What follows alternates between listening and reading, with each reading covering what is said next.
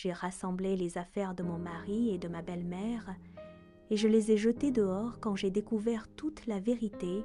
Sors d'ici, tout de suite, et emmène-la avec toi. Je lançai la veste en cuir de Kirill à travers l'entrée. Elle s'écrasa lourdement sur le sol, et ce bruit sourd me procura une satisfaction étrange. « Dina, mais de quoi tu parles ?» demanda-t-il, figé devant la porte du salon, avec cet air ahuri de quelqu'un qui fait semblant de ne rien comprendre. « Quelle vérité? Qu'est-ce qu'il s'est passé? Arrête de jouer les idiots. » J'arrachai ses chemises de l'armoire et les jetai au sol sans ménagement.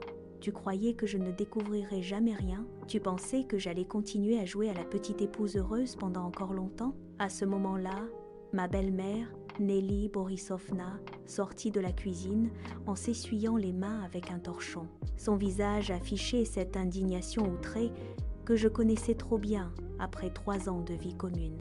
« Dina, qu'est-ce que tu fais?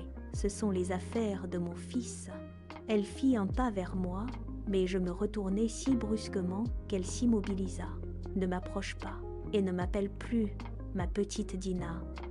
Ça me dégoûte de l'entendre dans ta bouche. » 2 heures plus tôt, j'étais encore une femme ordinaire rentrant du travail avec une migraine, pressée de s'écrouler sur son canapé. Je travaille comme responsable dans une petite agence de marketing. Mes horaires sont irréguliers et je rentre souvent tard. Mais ce jour-là, ma supérieure m'avait laissé partir plus tôt, voyant que j'étais au bord de l'épuisement. J'étais censée trouver l'appartement vide. Kirill devait être en réunion jusqu'à 20h. Et ma belle-mère, installée chez nous temporairement depuis 1 an déjà, avait affirmé le matin même qu'elle passerait la journée chez une amie. Mais lorsque j'ouvris la porte, j'entendis des voix. Elles venaient de la chambre, de notre chambre. Je me figeai dans l'entrée. « Je ne peux plus continuer comme ça, » disait Nelly Borisovna. « Elle n'est pas stupide. Tôt ou tard, elle va comprendre. »« Maman, calme-toi, » répondit Kirill d'une voix lasse. « Encore un peu, et tout se réglera tout seul. » Mon cœur se mit à battre si fort que j'eus l'impression qu'ils allaient l'entendre depuis la pièce. « Tout seul ?» reprit-elle avec un rire froid, méchant. « Ouvre les yeux, Kirill. Cette fille s'accroche à toi comme une sangsue. Tu crois qu'elle va partir de son plein gré ?» Je n'en pouvais plus. J'ouvris brusquement la porte. « De qui est-ce que vous parlez ?» Ils étaient tous les deux près de la fenêtre. Ma belle-mère tenait une chemise cartonnée dans les mains. Kirill regardait son téléphone. Ils sursautèrent en me voyant. Pas de culpabilité sur leur visage. Pas vraiment. Plutôt de l'agacement. Comme s'ils étaient simplement contrariés d'avoir été surpris. « Dina !» s'écria Kirill en glissant son téléphone dans sa poche. « Mais tu n'étais pas au travail ? On m'a laissé partir plus tôt. » Je regardais tour à tour son visage et celui de sa mère. « De qui parliez-vous ? Qui s'accroche ? À qui ? » « 2 personnes, ma chérie, » répondit Nelly Borisovna avec un sourire tordu. « On parlait juste d'une série qu'on a regardée hier. »« Une série avec une fille qui s'accroche comme une sangsue à un homme ? » « Dina, ne commence pas, » soupira Kirill. « J'ai une réunion dans une demi-heure, il faut que je me prépare. » Je levai les yeux vers l'horloge. Il était à peine 10 à 7h30. Une réunion à 20h, déplacée à 10 à 8h. « Mais tu es encore ici ?» Le silence qui suivit fut lourd, étouffant.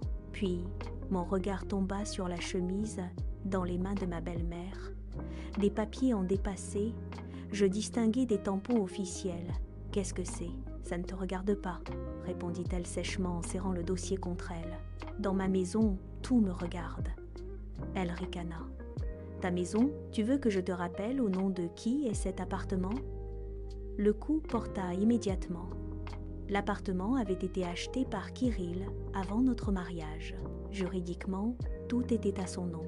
Moi, j'avais payé les rénovations, investi du temps, de l'argent, de l'énergie, mais sur le papier, je n'étais rien.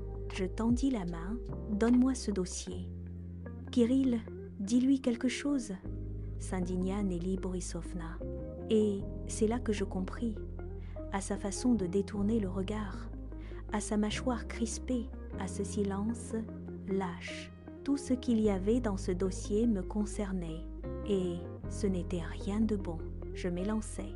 arrachai la chemise des mains de ma belle-mère et l'ouvris. Je parcourus les documents, d'abord sans comprendre, puis avec une nausée montante. Des papiers de divorce, un projet déjà préparé. Tout y était détaillé, la rupture, l'absence de partage, la confirmation que je ne réclamerais rien, ni l'appartement, ni la voiture, ni la maison de campagne. Je levai lentement les yeux. « C'est quoi cette horreur, Dina ?»« Ce n'est pas ce que tu crois, » dit Kirill en faisant un pas vers moi. « Alors explique-moi, qu'est-ce que c'est ?» Maman voulait juste prendre ses précautions, au cas où. Au cas où quoi? Ma belle-mère se redressa, le menton haut, au cas où tu déciderais de dépouiller mon fils de tout ce qu'il a construit. Moi? Le dépouiller? Et qui d'autre? 3 ans à vivre au crochet de mon fils, et maintenant tu t'imagines sans doute avoir droit à la moitié de tout. Je suis sa femme, elle ricana. Une femme qui n'a même pas été capable de lui donner un enfant. Cette phrase me transperça.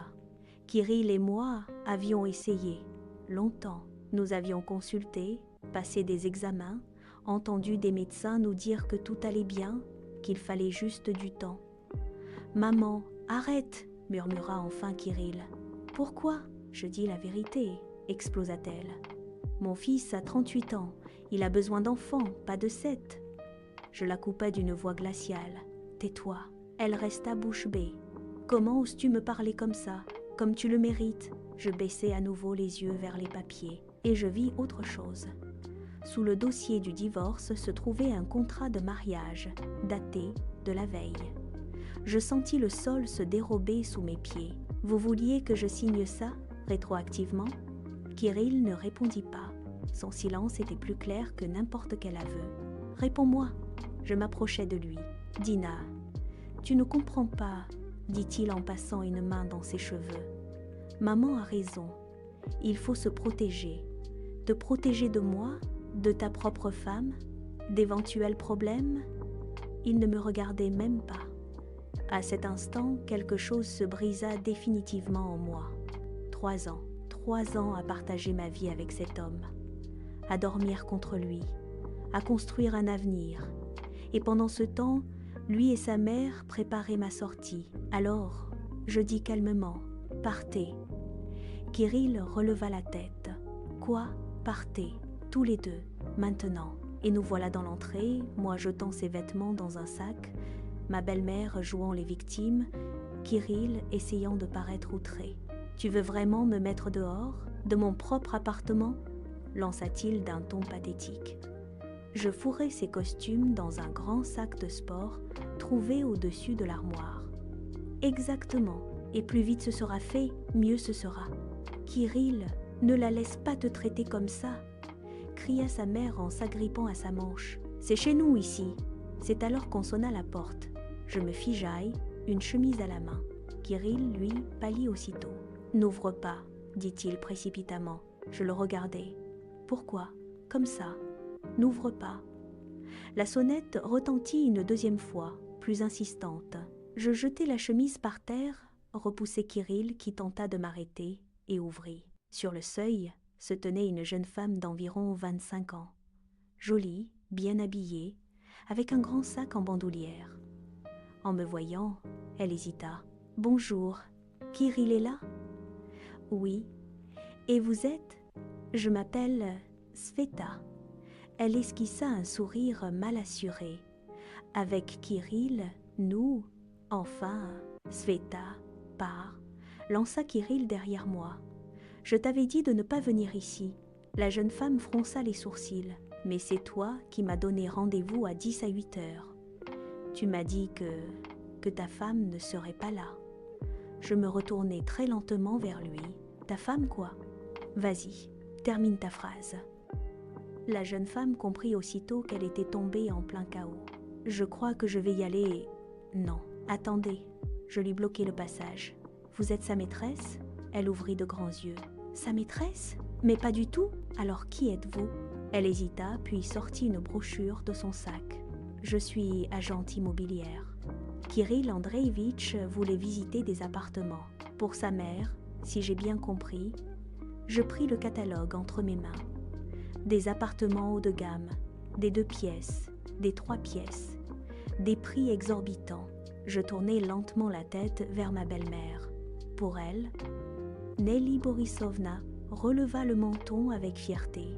Oui, Kirill allait m'acheter un logement, pour ne plus être un poids pour vous. Je sentis un froid me traverser tout le corps. Avec quel argent? Kirill garda le silence. Nous avions un compte commun. Dessus, il y avait mes économies, celles que j'avais mises de côté pendant 3 ans pour acheter une voiture. Presque 2 millions. Kirill gagnait plus que moi, mais il dépensait tout pour lui. Gadgets, vêtements, restaurants avec ses amis. Je compris tout. Tu voulais acheter un appartement à ta mère avec mon argent? Dina, ce sont nos économies, tenta-t-il. Je retirai ma main avant qu'il ne me touche. Nos économies? Je les ai mises de côté, seule, pendant 3 ans. Je me suis privée de tout. Et alors? Intervint Nelly Borisovna. C'est ton mari. Il doit loger sa mère. Avec mon argent, elle haussa les épaules. Vous n'avez même pas d'enfant. Tu économisais pourquoi, au juste? À la porte, l'agente immobilière semblait regretter d'être venue. Je repasserai peu, être plus tard? Non, restez, dis-je. Dites-moi la vérité. Il vous a vraiment demandé de lui trouver un appartement? Oui, répondit-elle. Il m'a contacté il y a 2 semaines. Il voulait faire plaisir à sa mère. Il a même versé un acompte pour un 2 pièces sur Primorsky. Je sentis mes jambes vaciller. Un acompte? Combien?